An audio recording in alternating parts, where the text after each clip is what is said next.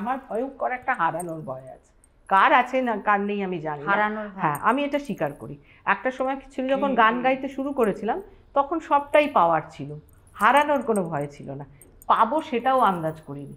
আর এখন এই বয়সে এসে বুঝতে পারি যে ঠিক প্রপারলি যে জায়গাগুলো করার কথা সেটা করিনি, এই গেল এই গেল এই গেল, এই শ্যুটটা এই রে সাটা বোধহয় আজকে লাগবে না, আজকে এই জায়গাটা বেশি হয়ে গেল, এই সারাক্ষণ একটা এইটা দেখো সারা জীবন থাকবে, না, কিন্তু আমি তুমি বলছি যত এখানে- পাত্তা দেবে তত সাবে না এখানে আমি তুমি সেটার প্রিপারেশন এখন কি করো?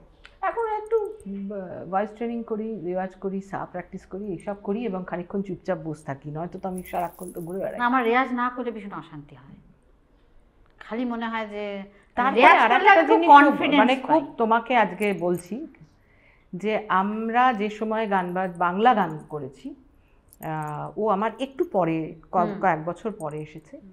আমি শ্রীকান্ত আমরা যেভাবে করেছি, আর শ্রীকান্তর সঙ্গে কদিন আগে এই কথাটা হচ্ছিল যে আমরা প্রচুর অনুষ্ঠান করেছি, অনুষ্ঠান মানে অনুষ্ঠানের কোনো হিসেব নেই, কিন্তু কখনো ভাবিনি, এটা ভেবেছি যে আমার সঙ্গে যে 18 জন চলছে তারা চলবে তো,